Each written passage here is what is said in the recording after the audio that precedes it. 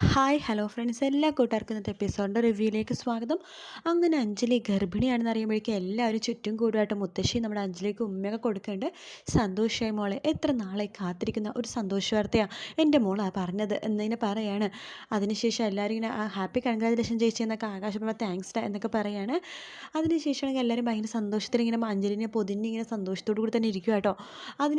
നമ്മുടെ അപ്പോഴേക്കും നമ്മുടെ അമ്മായിയും അതുപോലെ തന്നെ അമ്മയും പ്രമീളയും അല്ല രാധയും എല്ലാവരോടും വന്ന് വരുന്നുണ്ട്. അതിനുശേഷം അമ്മായി പറയുന്നുണ്ട്, എന്തായാലും ഞങ്ങൾ വന്നപ്പോൾ തന്നെ ഇങ്ങനത്തെ സന്തോഷ വാർത്ത കേൾക്കാൻ പറ്റിയല്ലോ, വളരെ സന്തോഷമുണ്ട് അഞ്ജലി കുഞ്ഞ് എന്നിങ്ങനെ പറയണം.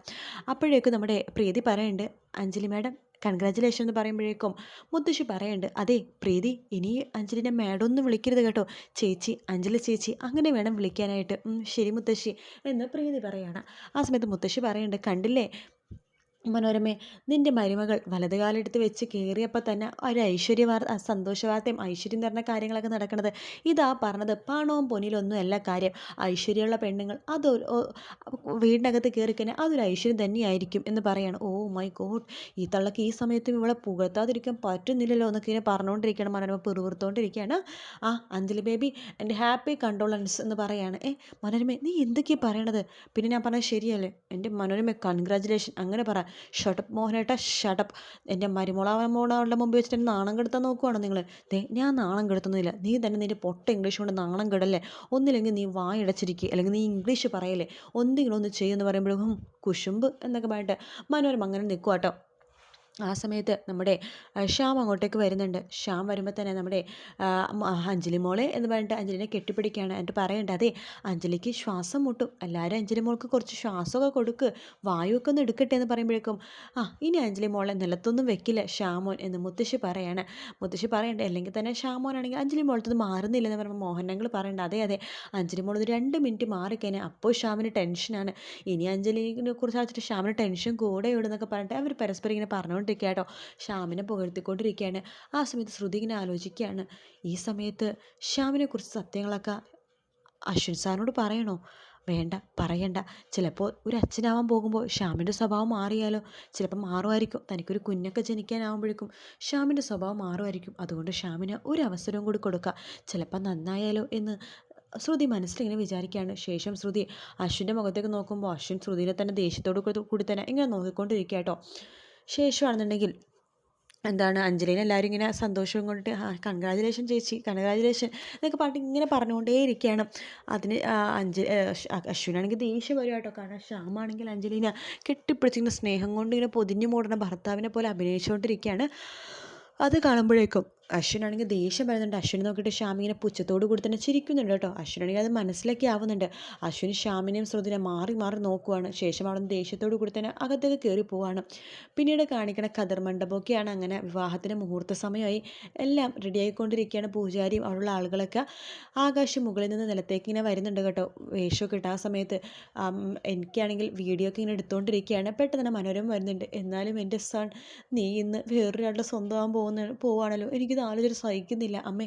ഞാൻ എവിടെയും പോകാൻ പോകണമെന്നില്ലല്ലോ, പ്രീതിനെ കെട്ടിക്കൊണ്ട് ഇങ്ങോട്ട് തന്നെ വന്ന് താമസിക്കണത്, ഇവിടെ തന്നെയല്ലേ നിൽക്കണത്, പിന്നെ അമ്മ എന്തിനാ ഇങ്ങനെ ഇതാവണത്? ദേ അമ്മേ, അധികം കരയല്ലേ കേട്ടോ, കരഞ്ഞിങ്ങനെ മേക്കപ്പൊക്കെ ഇളകും, അവിടെ കരയാതിരിക്കണേ നല്ലത്. അത് ശരിയാന്ന് പറഞ്ഞിട്ട് കണ്ണൊക്കെ തുടക്കുക മനോരമ. ആ സമയത്ത് എനിക്കടുത്ത് പറയുന്നുണ്ട് ആകാശ്, എനിക്ക് ബ്രോ ഇതൊന്നും വീഡിയോയിൽ ഉണ്ടാവരുത് കേട്ടോ. ഒരിക്കലുമില്ല, ഇതെന്തായാലും വീഡിയോയിലുണ്ടാവും എന്ന് എനിക്കിങ്ങനെ മനസ്സിലിങ്ങനെ പറയുക കേട്ടോ. അങ്ങനെ ആകാശാണെങ്കിൽ ഖദർ മണ്ഡപത്തിലേക്ക് വരുന്നുണ്ട്. എല്ലാ പെണ്ണ് എന്തെങ്കിലും ചോദിക്കുമ്പോഴേക്കും പ്രീതി ഇപ്പോൾ വരുമെന്ന് പറയണം, മുഹൂർത്തത്തിന് സമയമുണ്ടല്ലോ, ഒരുങ്ങിക്കൊണ്ടിരിക്കുക. അങ്ങ് അമ്മ പറയുന്നുണ്ട്. അപ്പോൾ അച്ഛനിങ്ങനെ അമ്മയുടെ മുഖത്ത് നോക്കുമ്പോഴേക്കും അവളിപ്പോൾ വരും എന്നിങ്ങനെ പറയാണ്. അങ്ങനെ എല്ലാം സമയമായപ്പോഴും ഖദർ മണ്ഡപത്തിനടുത്ത് എല്ലാവരും അങ്ങനെ നിൽക്കുവാട്ടോ. അഞ്ജലിയും മനോരമയും എല്ലാവരും ഉണ്ട്. എല്ലാവരും ഇങ്ങനെ വട്ടം കൂടിക്കൊണ്ടിരിക്കുകയാണ്. അങ്ങനെ പ്രീതിനെ കൂട്ടിക്കൊണ്ട് നമ്മുടെ ശ്രുതിയും വരുന്നുണ്ട്, അമ്മായിയും വരുന്നുണ്ട്.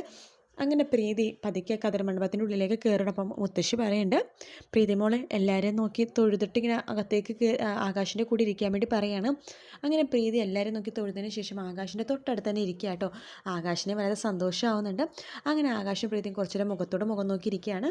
അങ്ങനെ അവർ പരസ്പരം ഇങ്ങനെ നോക്കിക്കൊണ്ടിരിക്കുന്ന സമയത്ത് അശ്വിനാണെങ്കിൽ ശ്രുതിനെ തന്നെ നോക്കിക്കൊണ്ടിരിക്കുക കേട്ടോ. ശ്രുതി ഇങ്ങനെ വിചാരിക്കുകയാണ്, അശ്വിൻ സാർ എന്താ എന്നെ ഇങ്ങനെ നോക്കിക്കൊണ്ടിരിക്കണത് എന്ന രീതിയിൽ ശ്രുതിയെ നോക്കുവാണ്. അശ്വിൻ പതുക്കെ ശ്രുതിനെ നോക്കിയിട്ട് ഇങ്ങനെ കാണിക്കാൻ കാണിക്കാനുണ്ട്. മുകളിലേക്ക് വാ എന്നിങ്ങനെ കണ്ണുകൊണ്ട് ഇങ്ങനെ കാണിക്കുകയാണ്. അശ്വിൻ സാർ ഇതിനെ മുകളിലേക്ക് വിളിക്കണത് എന്ന് പറയുമ്പോഴേക്കും മുകളിലേക്ക് വാ എന്ന് പറഞ്ഞിട്ട് അശ്വിൻ കണ്ണുകൊണ്ട് ആക്ഷൻ കാണിച്ചിട്ട് മുകളിൽ കയറി പോകുക കേട്ടോ. തൊട്ടു പിന്നാലെ ശ്രുതിയും പോകുന്നുണ്ട്. അതിനുശേഷം അശ്വിൻ ശ്രുതിനെ വിളിച്ചുകൊണ്ട് അശ്വിൻ്റെ റൂമിലേക്ക് പോകുവാണ്. എന്നിട്ട് ശ്രുതി എടുത്ത് ഇങ്ങനെ സംസാരിച്ചുകൊണ്ട് ഇങ്ങനെ ഇരിക്കാൻ വേണ്ടി ഇങ്ങനെ മുഖത്തോട് നോക്കിക്കൊണ്ടിരിക്കുകയാണ്. ശ്രുതി പറയുന്നുണ്ട്, എന്താ അശ്വിൻ സർ, എന്തിനാ നിങ്ങൾ എന്നെ ആ സമയത്ത് വിളിച്ചുകൊണ്ട് വന്നത്? എന്താ സർ എന്ന് ചോദിക്കുമ്പോഴേക്കും അശ്വിൻ ദേഷ്യത്തോടു കൂടി തന്നെ ശ്രുതിനെ നോക്കുവാണ്. എന്ത് പറ്റി സർ എന്ന് ശ്രുതി വീണ്ടും ചോദിക്കുമ്പോഴേക്കും എന്താണെന്ന് നിനക്കറിയില്ല അല്ലേ എന്ന് അശ്വിൻ ചോദിക്കുകയാണ്. ശ്രുതി ഒന്നും അറിയാത്ത പോലെ നിൽക്കുക കേട്ടോ.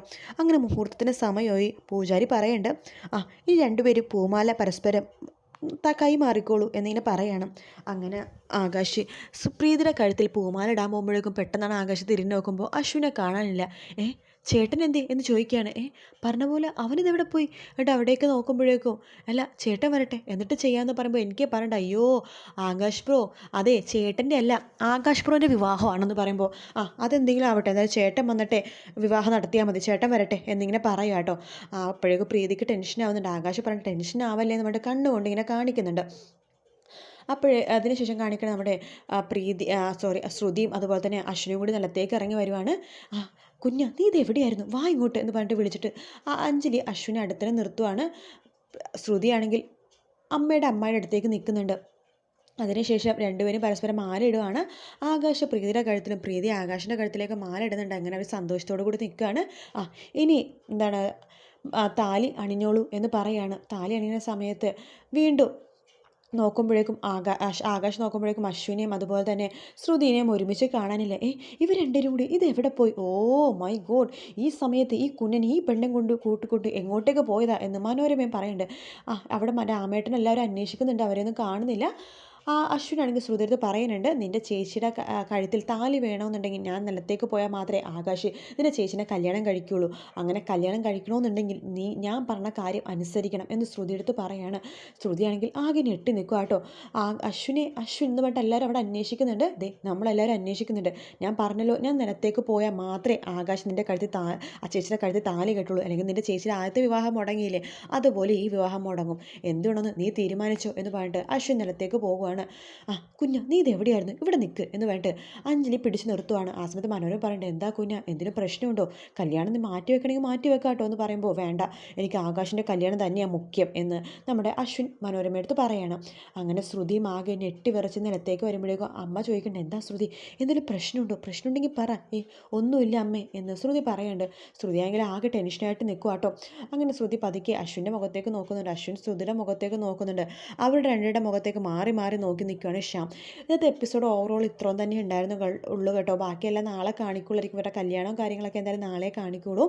വീഡിയോ ഇഷ്ടപ്പെട്ടെങ്കിൽ ലൈക്ക് ചെയ്യുക, സബ്സ്ക്രൈബ് ചെയ്യുക, കമൻറ്റ് ചെയ്യുക. മറ്റൊരു വീഡിയോ ആയിട്ട് വീണ്ടും കാണാം. Take care, bye bye.